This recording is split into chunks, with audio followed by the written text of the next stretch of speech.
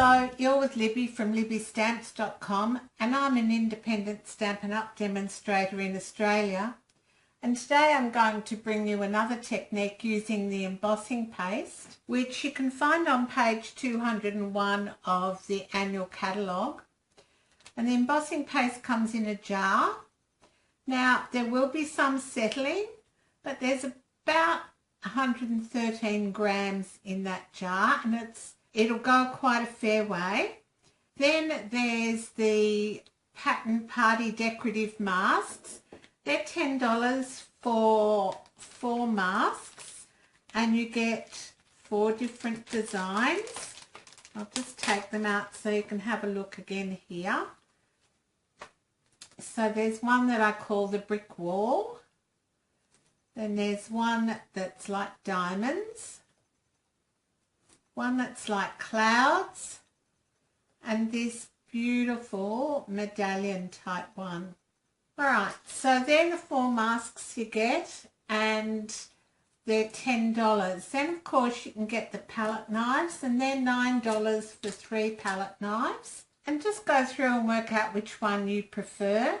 I've tried both of these. I prefer these two to this little palette knife, but you'll work out which one is your preferred tool. Cleanup is with warm water or wet wipe, and you need to do it fairly straight away. If you let it dry, let it soak in a sink with very warm soapy water for a little while, and then give it a light scrub, but not too hard. Alright, today we're looking at adding glitter to our project. So we're using Dazzling Diamonds glitter, and you actually put the glitter on and then leave it to dry. Now, I haven't made a card out of these because I wanted you to see how beautiful they are. This is the medallion one, and so this is on Berry Burst, and this is on Fresh Fig. Just gorgeous when you look at them, so glittery and beautiful. So I'll make some cards and put them on my blog, and we'll start off with what we need to do today. Now, I can't show you the finished project today because you need to let it dry, and as it's winter here in Australia at the moment, and it's quite cold here today, or it is for me, you need to let it dry for about 30 minutes or so. So I'm using Tranquil Tide, which is one of the new in colours for 2017 to 2019, and I'm going to use this diamond type shape, and I'm not going to do across all of it today. I'm just going to do a feature of it. So I've opened my embossing paste already, and then I'm just going to take a glob, you know my new word, and pop the lid back on. I won't screw it on, I'm just popping it on. So you just spread the paste as I've shown you before, and this time I want sort of, I'm not quite sure what card I'm going to make with this, but I want it to go into the corner and then come down at a bit of a diagonal. So we'll do it like that, and then you can scrape off your excess back into your embossing paste tub. And as I've said before, it's a bit like working with icing or frosting, quite easy to use.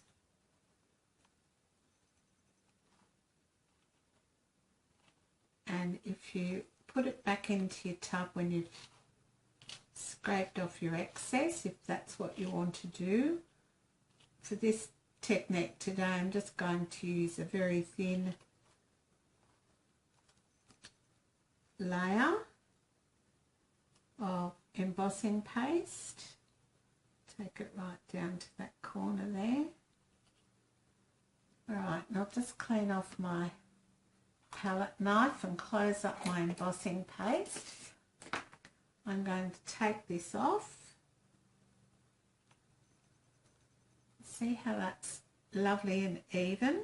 All right, then I'm going to come in with my Dazzling Diamonds glitter,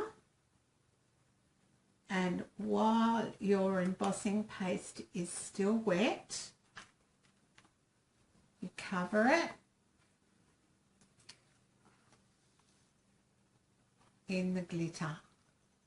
And I find it easy to have the glitter in a tray like this because I can get a wider coverage and anything that's left just gets knocked back into the tray. I think you can see already how that's covering quite nicely. Just do the bottom bit here, knock off the excess. Might just go in and put a little bit more over this middle bit.